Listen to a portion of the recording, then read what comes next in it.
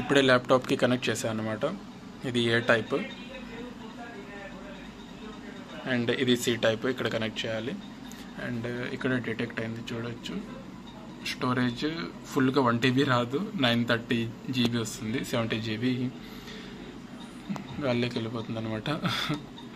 ఇంకా ఫస్ట్ ఏం చేయాలంటే, ఇప్పుడే ఇందాక నేను ఫార్మేట్ చేశాను అనమాట. ఇప్పుడు ఒకసారి ప్రాపర్టీస్ చూపిస్తే, యాక్చువల్లీ ఇనిషియల్గా ఇక్కడ సిస్టమ్ ఫైల్ సిస్టమ్ వచ్చేసి EXFS అనేసి ఒకటి ఉంటుంది అనమాట. అది బై డిఫాల్ట్గా NTFSకి పెట్టండి అనమాట. ఒకసారి చూపిస్తాను ఎలా పెట్టేది. ఒకసారి రైట్ క్లిక్ ఇవ్వండి, దాని మీద రైట్ క్లిక్ ఇచ్చి ఇక్కడ ఫార్మేట్ ఆప్షన్ ఉంటుంది అనమాట.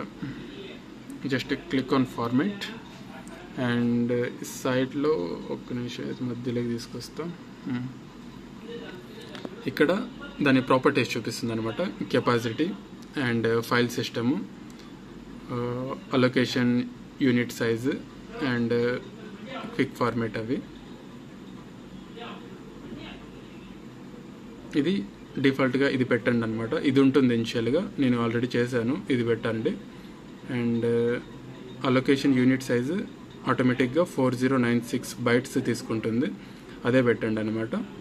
అండ్ ఇది క్విక్ ఫార్మేట్ ఎనేబుల్లో పెట్టండి. అండ్ పోర్టబుల్ SSD అనమాట ఇది. అండ్ స్టార్ట్ కొడితే ఆటోమేటిక్గా ఫార్మేటింగ్ అయిపోతుంది. Once it is done, formatting is completed అనేసి వస్తుంది.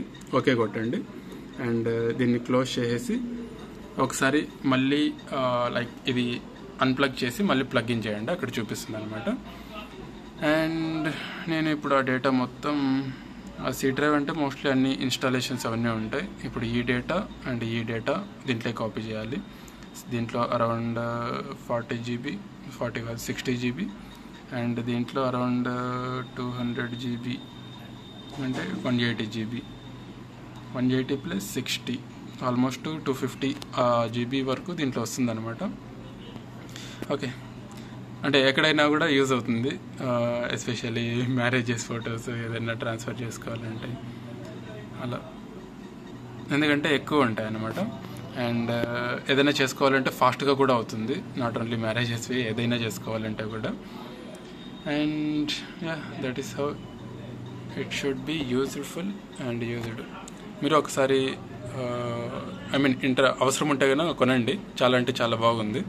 దీన్ని కొన్ని రోజులు యూజ్ చేసి దీని పర్ఫార్మెన్స్ కూడా చెప్తాను అనమాట, ఎలా ఉంది అనేసి, ఫాస్ట్గానే ఉంటుందా లేదంటే ఎలా అనేసి.